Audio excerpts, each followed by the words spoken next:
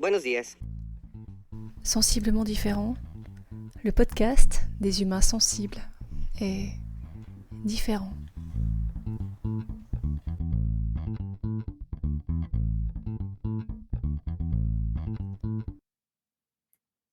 Épisode 23. Chaque journée compte. Je me répète souvent que chaque journée est ce que tu veux bien en faire. Ça ne veut pas dire que ça agit comme un paratonnerre ou un paratempête. Quand la tempête arrive, la tempête arrive. Seulement, quelle que soit la tournure qu'elle prend, la journée, c'est toi qui choisis ce que tu en fais. Comment tu réagis. Et si tu y mets un peu de soleil. Ce matin, j'ai lancé un appel à témoignages pour l'épisode du jour, une sorte de polyphonie d'expérience. Tu as hâte de découvrir le résultat? Moi aussi. Salut! Cet épisode fait partie du challenge du podcast 2023, initié par la géniale équipe de l'Académie du podcast, et auquel j'ai choisi de participer tout au long du mois de janvier. Un jour, un thème, un podcast. Le sujet du jour, c'est la plus belle journée de ta vie. Oui, comme moi et comme d'autres, tu restes figé à te dire qu'elle est vraiment ultra dure cette question. Quelle est la plus belle journée de ma vie? Là, comme ça, je n'en sais strictement rien. Je dois réfléchir un peu, mais pas trop. C'est exactement l'exercice que j'ai proposé à 5 personnes que je vais avoir l'immense joie et l'immense honneur de te présenter dans quelques instants. Je te souhaite de te laisser imprégner par les vibrations qui émanent de ces bouts de vie. Et puis, réfléchis toi aussi à ce que tu définirais comme la plus belle journée de ta vie. On se retrouve à la fin de l'épisode. Je m'appelle Magalidé, je suis un humain, maman 4 fois, thérapeute en kinésiologie, enseignante pendant 20 ans dans tous les sens, chercheuse et amoureuse de la vie, mi-punk, mi-poète. Je t'invite aujourd'hui à cheminer avec moi.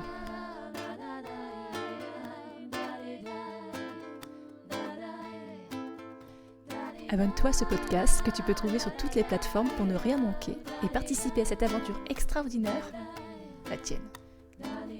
Tu peux choisir d'être simple auditeur ou de devenir acteur.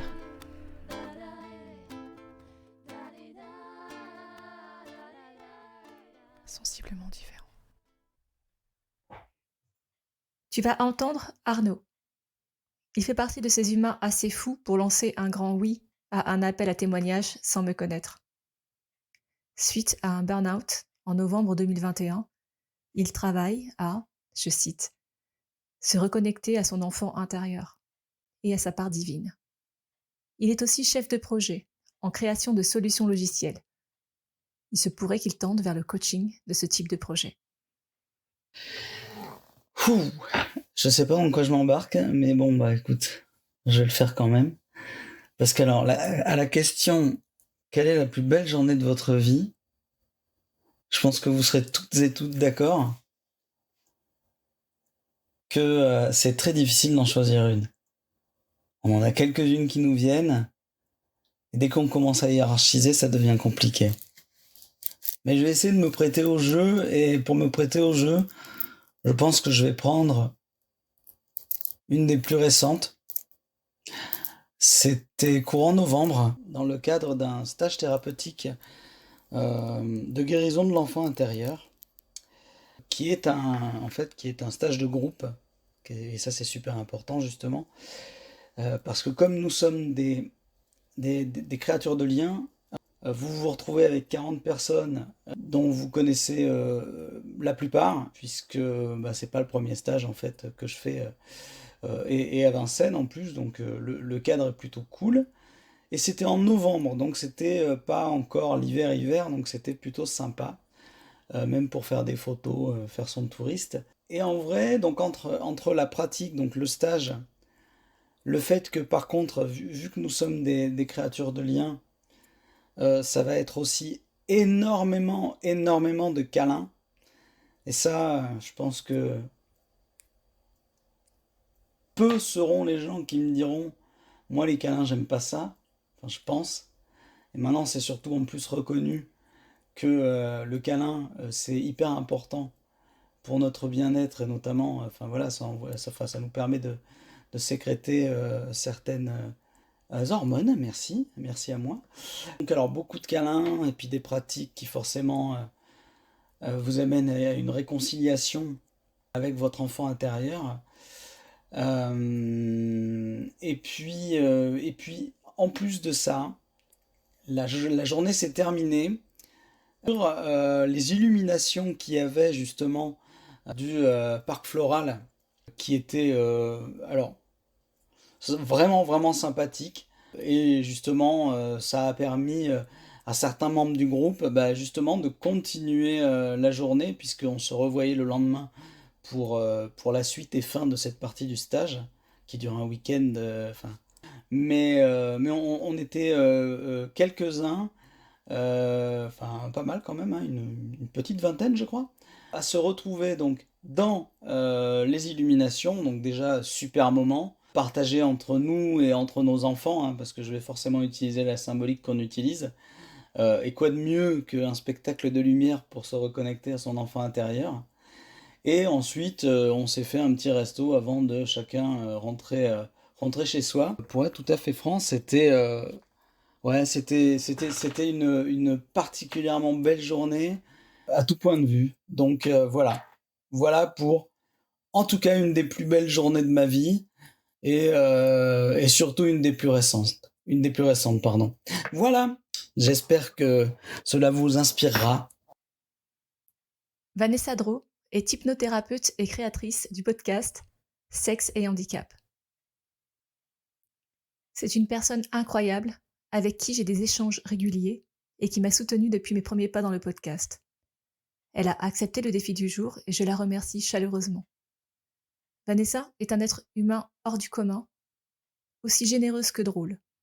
Je t'invite sincèrement à découvrir son univers. Si tu veux de l'énergie. Hello, je suis Vanessa Drault, hypnothérapeute et animatrice de Sexe Handicap, le podcast Zéro Tabou. Alors, la plus belle journée de ma vie, j'en ai eu plusieurs. Franchement, c'était assez difficile d'en choisir une parmi tout ce que j'ai vécu. Mais pour le coup, j'ai décidé de vous parler d'une journée qui a été très forte émotionnellement. C'était le 17 juin 2022. Pour vous mettre en contexte, je suis une grande admiratrice de l'humoriste et également de l'homme par sa façon de penser, sa façon d'être, qui est Jérémy Ferrari. Donc il a un humour assez fort, assez provoque, que j'apprécie beaucoup. Donc je suis ses interventions, j'ai vu tous ses spectacles et par contre j'ai jamais pu le voir en vrai. Et puis l'année passée, il est venu à Morges Sourire, au festival Morges Sourire, qui est à 20 minutes de chez moi. Et puis évidemment, les places se sont vendues assez rapidement, mais par chance, j'ai eu l'occasion de me procurer des places gratuites par une personne qui travaille justement dans le milieu, dans le lieu où il se produisait. Donc j'ai pu aller gratuitement voir mon humoriste préféré le 17 juin 2022. Donc en fait, c'était une journée qui était tellement parfaite parce que, petit détail quand même que vous ne savez pas forcément, c'est que je me déplace en chaise roulante. Donc voilà, idéalement, c'est plus appréciable si c'est adapté. Donc pas d'escalier, que ce soit accessible, etc., qu'il y ait le moins de contraintes possible. Bref. Et là, pour le coup, durant cette journée, tout était extrêmement simple, fluide. On est arrivé, j'étais accompagnée de ma maman. On est arrivé, les personnes qui étaient à la circulation, ils nous ont indiqué où aller, ils nous ont aidés dès qu'on a expliqué que voilà, j'étais en chaise roulante. Donc on était tout près. On a pu se parquer tout près. Ensuite, c'était dans le cadre d'un festival, donc il y avait des food trucks, on a pu bien manger, c'était super bon. C'était une belle journée, il faisait beau. Et puis pour le spectacle, c'était tellement incroyable. Il avait une énergie de dingue, ça a duré plus de 3 heures sans pause. C'était oufissime, c'était bien amené, c'était puissant aussi, fort en émotions, autant en rire que dans des émotions plus tristes et plus prenantes aussi. Et puis, franchement, pour l'anecdote, je crois que j'ai vécu un moment de frustration intense, mais tellement, parce que j'ai appris plus tard par la personne qui avait pu nous fournir pardon, les billets gratuits, que on aurait pu avoir l'occasion d'aller dans les loges. On aurait pu avoir cette occasion-là. Et donc du coup, j'ai été tellement, mais tellement frustrée. Puis après, je me suis dit, bon, relativisons. Qu'est-ce que j'aurais bien pu lui dire? Franchement, à Ferrari, voilà, à part que c'est un super spectacle et voilà, c'est comme ça, comme ça que j'ai pu relativiser. Mais voilà, c'était une des plus belles journées de ma vie parce que j'ai pu voir mon humoriste préféré. J'étais accompagnée de ma maman. Malheureusement, ma sœur n'a pas pu se joindre à nous parce que voilà, pour des raisons d'organisation, mais c'était juste souvenir de malade et ouais, quand j'y repense, je suis pas nostalgique, mais voilà, je suis ça me met dans un méga bon mood et puis ça me fait super plaisir de pouvoir le partager sur ton podcast, Magali, puis je te remercie de m'avoir donné cette occasion. Bye bye. Stéphane est psychologue scolaire. C'est un être qui travaille avec le cœur, auprès des enfants et des familles dans un milieu où le chemin peut parfois paraître long. Je l'ai rencontré quand je travaillais en tant que prof. Il était et demeure un de mes piliers humains de cet univers. C'est aussi un ami. Je le bouscule souvent avec mes idées crazy. Et je crois que plus rien ne l'étonne. Merci à toi d'exister. Alors, plus belle journée de ma vie. Tout de suite, ça m'a fait penser à une chanson de Lou Reed qui s'appelle Perfect Day, que j'aime énormément. Alors, les journées... C'est très difficile de sélectionner la plus belle journée de sa vie. Moi, je me verrais il y a en 2001, 2002.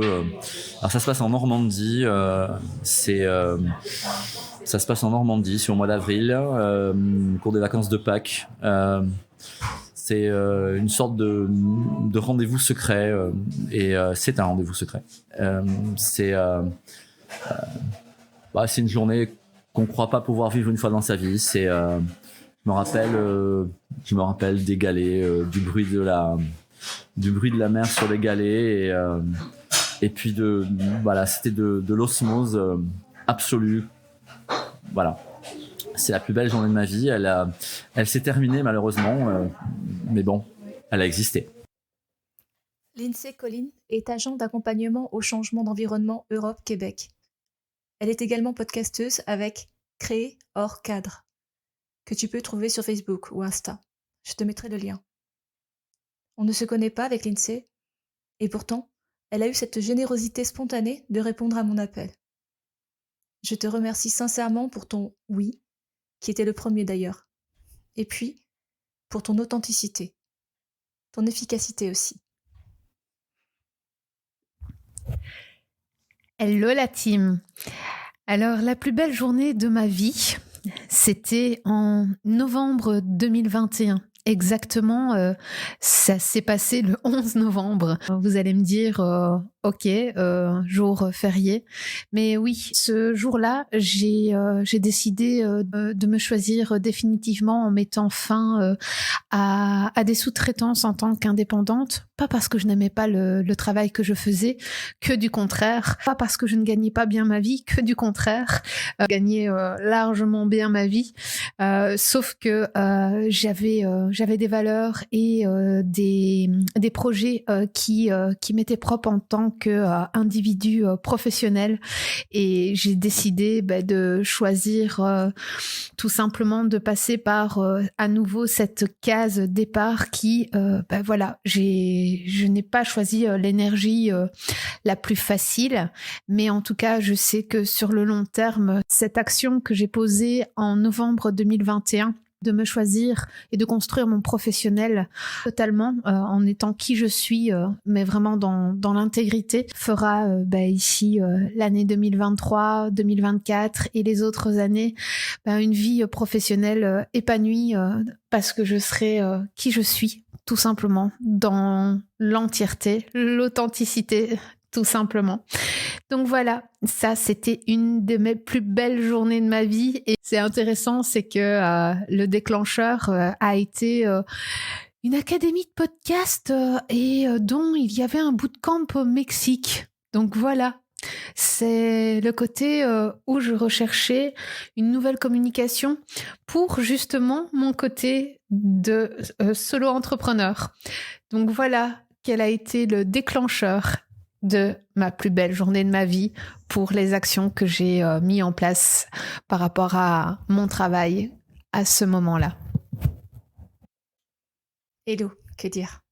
Je la connais depuis fort, fort longtemps, et nos échanges sont comme des liens d'amour et de douceur, inconditionnels. Elle a la force de celles et ceux qui ont ramé dans le début de leur existence. Sévère. Elle a mis cette force au service des siens. Je me marre parce que je lis sa présentation. Maman de 2 enfants, elle croit par-dessus tout en la simplicité et en la joie, ce fabuleux soleil dans le cœur. Elle voudrait créer la puissance et la force des femmes pour que chacune d'elles puisse croire en ce pouvoir fabuleux de l'enfantement naturel, grâce au cocktail d'amour, d'ocytocine et d'endorphine. Accroche-toi. Salut, moi c'est Hello. Je viens vous raconter mon plus beau souvenir, enfin en tout cas un des plus beaux. 2 ans après la naissance de mon premier enfant, qui était déjà à domicile, je réitère l'expérience. Cette fois, pas sur l'île d'Oléron, mais au milieu des vignes, près de Cognac. Pour mettre au monde ma petite fille. Cette fois, ça n'a pas été 40 heures, mais simplement 4h30, de manière totalement naturelle. Et je vais vous partager mon petit récit d'accouchement que j'ai écrit une nuit à 3h du matin. 17h05. Je perds le bouchon muqueux, c'est incontestable. Glaire rougeâtre en m'essuyant. On y est, ça part. Je contacte mon aimé immédiatement pour le préparer et m'assurer qu'il rentre vite après le taf. Petit vocal à Kevin, le sage-femme, pour qu'il garde sa soirée. J'appelle ma pote Po pour la prévenir elle aussi que ça se prépare. On s'écrivait et on s'appelait pas beaucoup ces derniers temps avec mes nuits de faux travail. J'appelle ensuite Pascal, ma belle-mère, pour la prévenir que peut-être elle n'irait pas bosser le lendemain. 17h50, mon chéri rentre. Les contractions se lancent intensément. 19h, elles se rapprochent et sont de plus en plus régulières. Ok, on appelle tes parents, c'est pour ce soir. Il faut faire garder notre petit garçon. Les parents de mon chéri partent dès que possible. Moi, je gère tant bien que mal les pics de vagues. À 21h15, ma belle-mère et mon beau-père arrivent.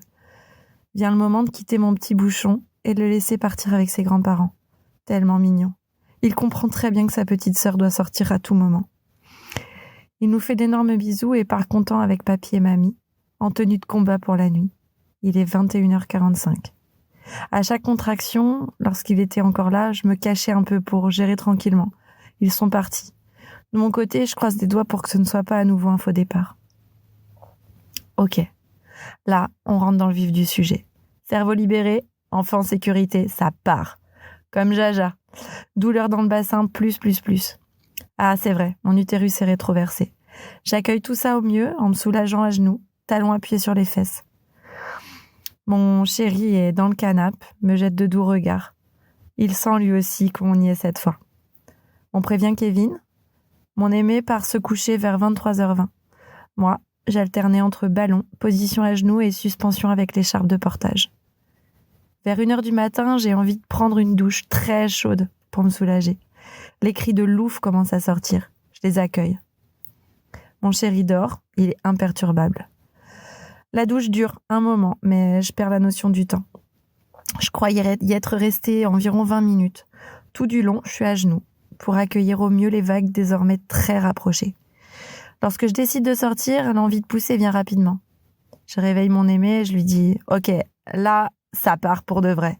Préviens Kevin et j'ai vraiment envie de pousser. » Intérieurement, une pensée traverse mon esprit. Et si c'était des fausses poussées comme pour Anatole? J'évacue cette dernière et je trouve les positions pour accueillir encore et encore. Mon chéri se lance dans la mission piscine d'accouchement. Ouais.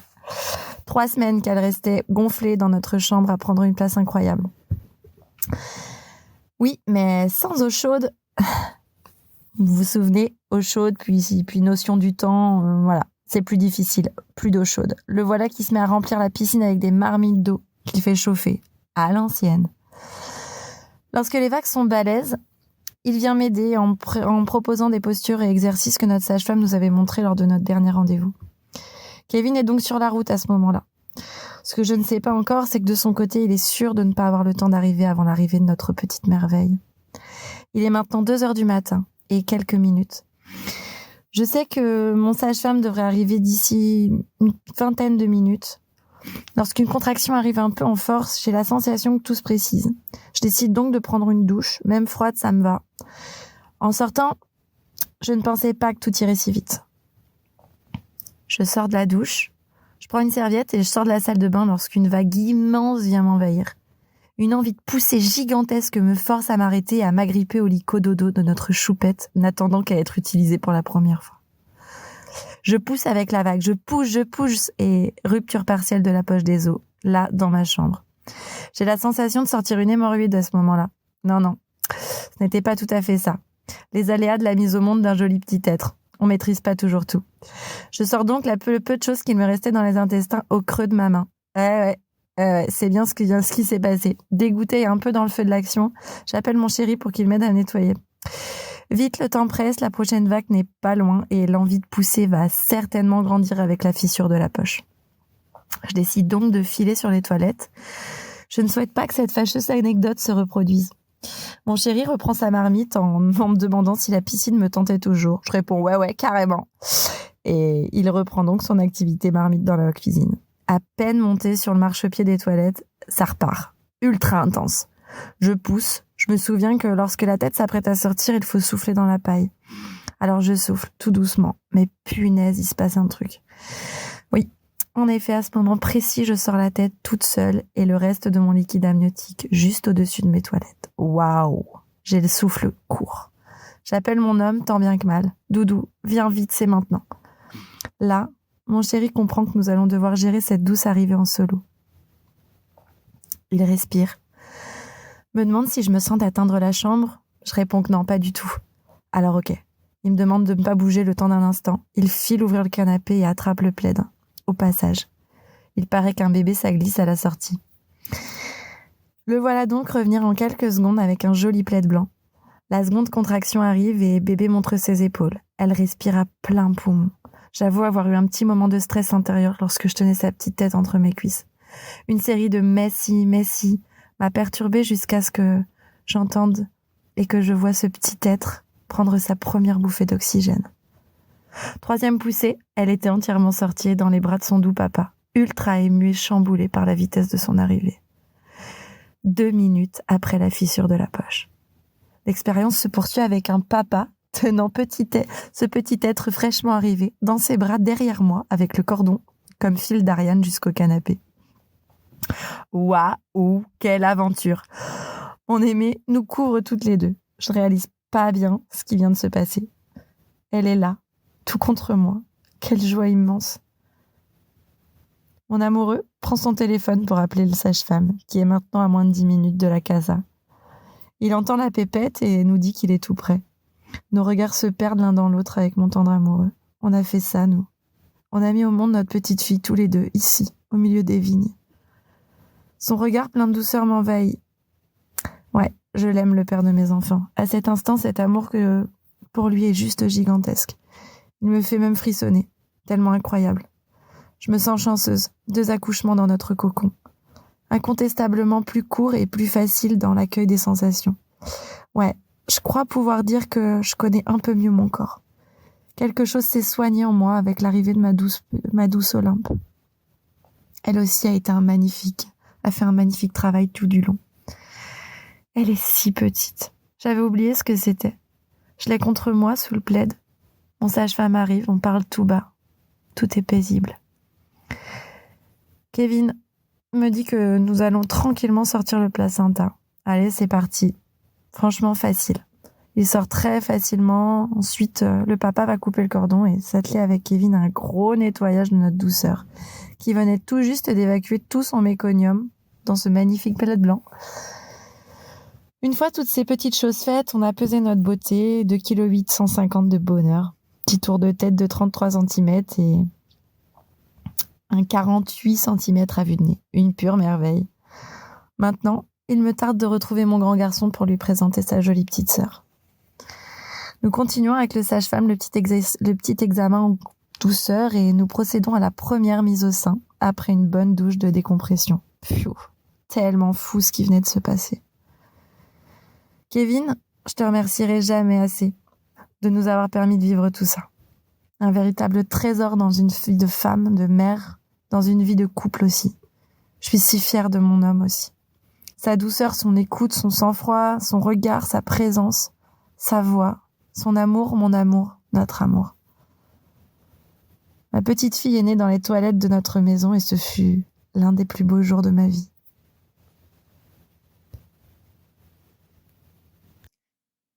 Et voilà, je l'ai bien cherché, à poser des questions comme de rien et être soufflé par la puissance des réponses. Bim.